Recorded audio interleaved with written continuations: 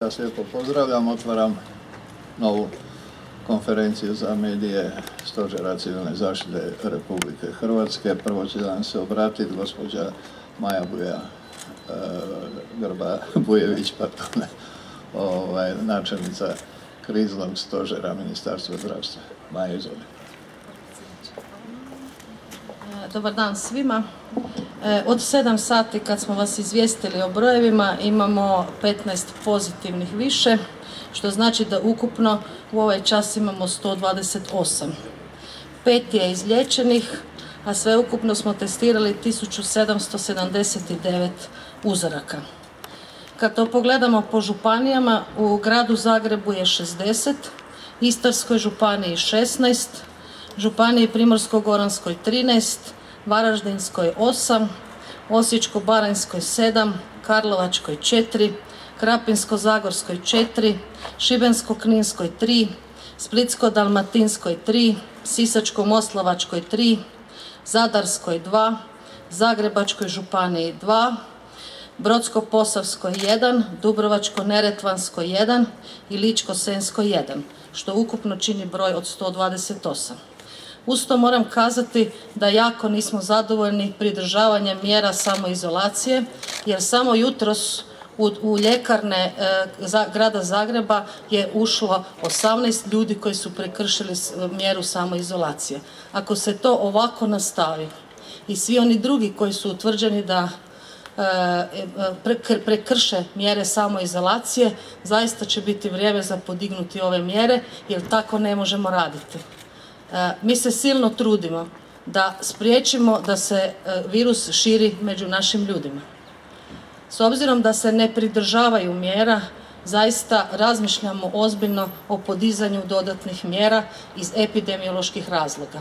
Žao mi je što to moram reći, da sam strašno razočarana što se ne poštuju mjere koje smo propisali. Nije mi nikako jasno kako ljudi ne mogu shvatiti da je to za dobro vlastito njihovo, a i za dobro cijele ove zemlje. Eto, toliko od mene. Hvala vam.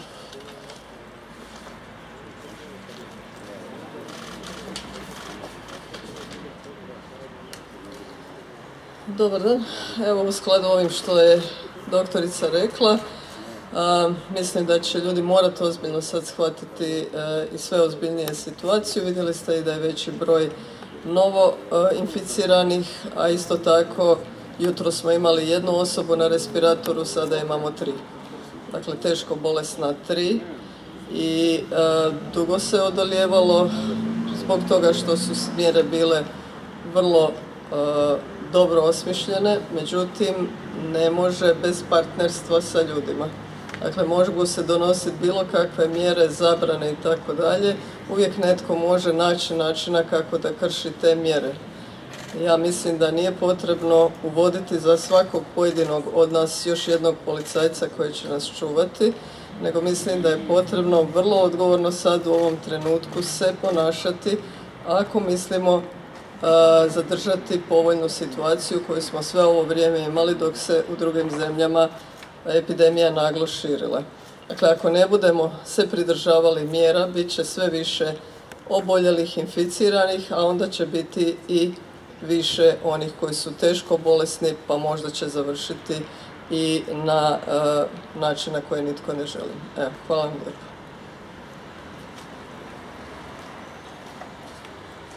Dobar dan vam želim. Jutros je bilo nekih pitanja na koje nisam znao odgovor, pa bi vam evo sada htio na to odgovoriti. Dakle, jedno od pitanja je bilo da li imamo slučaj na Lošinju.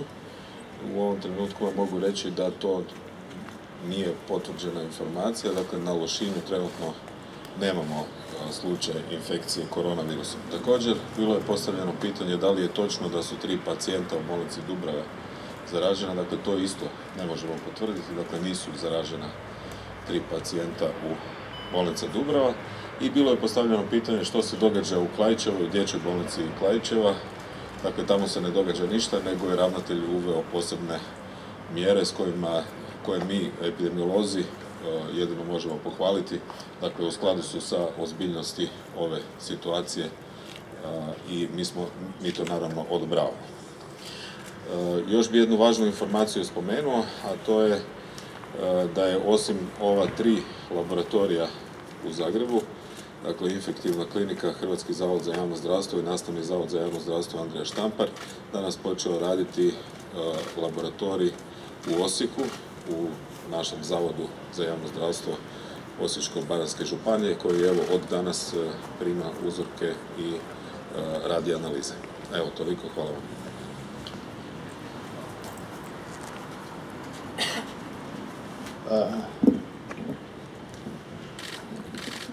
Evo, kao što su rekli kolege iz stožera,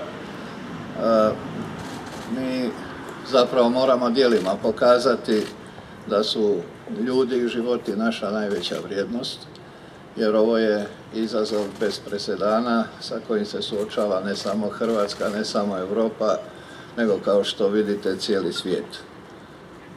Iako mnogima to još uvijek očito nije jasno, činjenica je, ako se ne pridržavamo naloženih mjera, znatno se povećava mogućnost da budemo zaraženi i da zarazimo druge, a da toga nismo ni svjesni.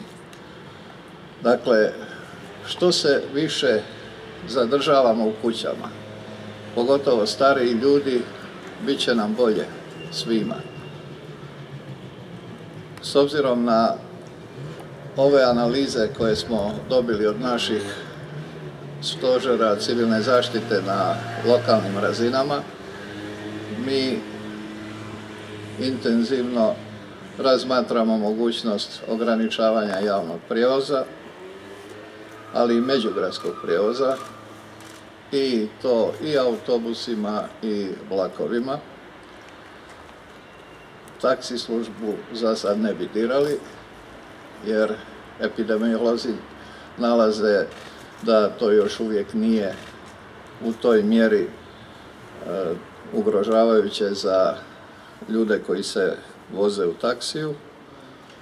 U međuvremenu, kao što sam jutros i najavio, odlučili smo propisati mjere prilikom sklapanja braka i životnih partnerstava, ali i pogreba i posljednjih ispraćaja. Jedno i drugo će se organizirati u krugu najbliže obitelji uz nazočnost ili službene osobe ili predstavnika vjerske zajednice, ali samo pod uvjetom da nitko od njih nema respiratorne simptome, respiratornih bolesti. Također i jedno i drugo će se organizirati bez svadbe, naravno bez svadbenih svečanosti, a ispraćaji bez usluga glazbenog karaktera, dostave cvijeća i svijeća. Što se tiče dječjih igrališta, njih stavljamo izvan uporabe i dodatno, kao što ste vidjeli, počela je ograđivanje zaštitnim trakama, ali ne samo dječja igrališta, već i otvorena sportska igrališta. Dječja, naravno, zbog toga što djeca nisu svjesna ovoga o čemu mi govorimo, moramo i dodatno zaštititi. Dakle, ono što je poruka, poštujte naše odluke, jer samo tako možemo postići uspjeh. Ja bih pohvalio sve građane koji se njih drže.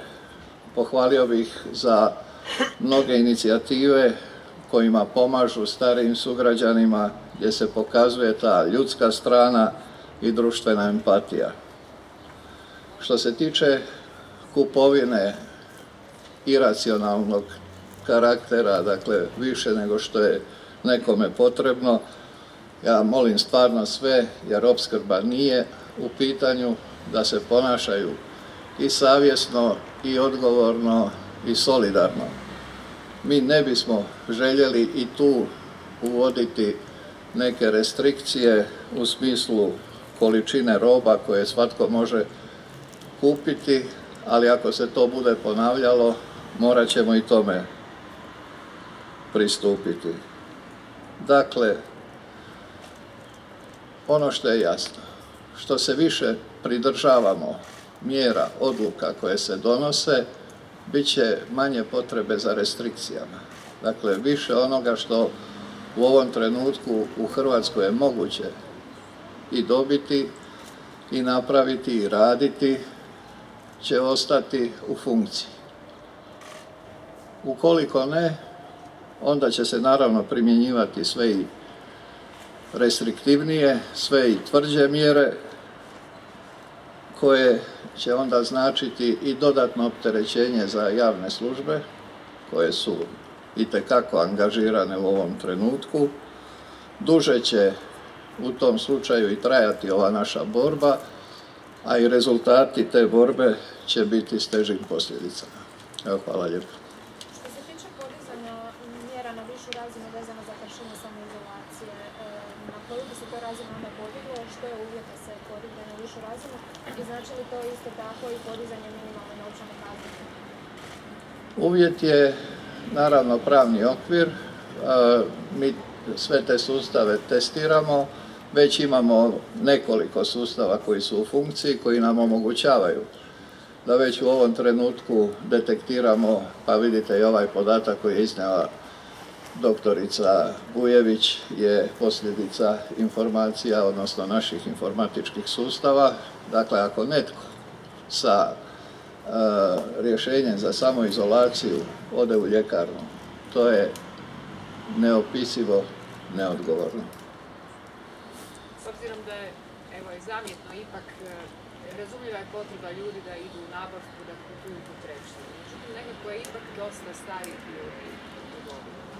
Da li razmišljate se o nekakvom vidu povećavanja? Mi već nekoliko tjedana pozivamo starije ljude da ne izlaze iz domova, iz kuća. Organizirale su se, kao što sam kazao, skupine i mladih i susjeda koji im pomažu. Ono što možemo napraviti je da jednostavno im se zabrani ulaz, ali to je mjera koja nije lagana, ali ukoliko je i budemo donosili, ona će naravno biti za njihovo dobro. Ministre Božinović, oprostite. Ja sam fotoreporter agencije France Press i govorim u ime kolega koji su danas imali problema u snimanju u KB Dubrava. Naime, vojska ih je pustila, lokalni zaštitar nije. Ok, ali ovo i pozivam se na Hrvoja Zovka iz HND-a koji vam je poslao prijedlog kako da reguliramo naše kretanje kad ove mjere budu eskalirale, a to će se vjerovatno desiti. Nemojte sumnjati da mi o tome ne razmišljamo i da već nisu u izradi, ukoliko bude bilo potrebe za tim, ne isključujem da će biti potrebe za tim, izrada posebnih iskaznica koje će izdavati ovaj stožer. Gospodine Božinović, molim vas, gospodin Beroš je spomenuo interne migracije, ako se ne varam. Da li je to ovo o čemu ste vi govorili sada, znači međugradski prijevoz? To su interne migracije, su migracije, dakle kretanje ljudi unutar Hrvatske. Može pitanje za profesoricu? Naravno. Da nam kažete možda nešto više o kliničkoj slici, evo, teže oboljelih pacijenta. Dakle, kako je to? Kao što sam jutros rekla, jedan je srednje dobi, dvoje su starije životne dobi, uvjetno, odnosno što smatramo, ali u ovoj rizičnoj skupini. Ono što je, kad netko treba respirator i umjetnu ventilaciju, znači da nije u mogućnosti kompletno zadovoljiti potrebu tijela za kisikom zbog upale pluća, zbog oštećenja pluća, zbog edema pluća. Dakle, to je uobičajeno nešto što se viđa i kod gripe i kod drugih teških respiratornih bolesti i zbog čega se onda odlučuje o cijelom nizu parametara koje ocjenjuju liječnici intenzivne medicine kad se netko treba staviti na umjetnu ventilaciju. Da li netko može kroničnih bolesti? Ima kroničnih bolesti, ali evo ne bi se za sad u detalje iznosila. Da. Mi imamo 3 predviđena odjela koja će primati bolesnike koji imaju potrebu za intenzivnim liječenjem. Dakle, 3 odjela koji mogu primiti još uvijek dosta bolesnika i bit ćemo sretni ako ta 3 ne budu morali primiti i ako ne budemo morali nigdje drugdje voziti bolesnike. Zato još jednom ističem, doista sigurna sam da se veliki broj naših ljudi pridržava mjera. Sad moramo se doista ozbiljnije postaviti prema svemu, osobito rizične skupine. Ja sam jutros isto kad sam se vraćala sa stožera vidjela još dosta ljudi starije životne dobi kako se kreću po tržnici, na Trešnjevci, u okolnim trgovinama i slično. Doista apeliram na sve one koji znaju da pokušaju im pomoći tako da oni ne moraju ići u kupovinu. Postoji razlika između broja oboljelih, u vašim podacima iznosite za Zagrebačku županiju 2, a stožer Zagrebačke županije je objavio brojku od 7 i to još jučer.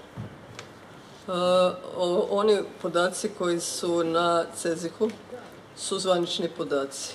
Morate znati da kontinuirano tijekom dana pristižu različiti podaci iz laboratorija u Gradski zavod, odnosno iz Gradskog zavoda za javno zdravstvo, njihovim ravnateljima, ukazaja za njihovom ravnatelju, meni isto, i baš zato što da se ne bi petljali oko neusklađenih podataka, jedini relevantan podatak je CEZIH, ovisno o tome kad netko gleda od kad su mu nastali pozitivni.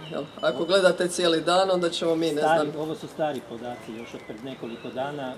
Ono što vam mogu reći je da se više dana provjeravali su se i dalje se provjeravaju podaci u CEZIH-u. Pokušava se vidjeti naravno u tom novom sustavu je li ima nekakvih ispada u podacima. Za sada ne vidim, ali pitanje je kad netko u kojem trenutku i koje podatke smatra novima. Ne vidim razloga, dakle to je jako lako provjerljivo u 3 laboratorija koliko ima pozitivnih, mi jedni s drugima te podatke razmjenjujemo, još ih uvijek čak možemo i bez problema na sreću prebrojati, ne vidim razloga, evo možemo to učiniti ponovo i danas, ne vidim razloga da bi tu trebalo biti bilo kakvih ispada. Što se tiče rizičnih skupina, znači zbog informacija da se hidroksiklorokin počeo koristiti u terapiji za koronu, u ljekarnama je nestašica lijekova, znači klorokin i hidroksiklorokin.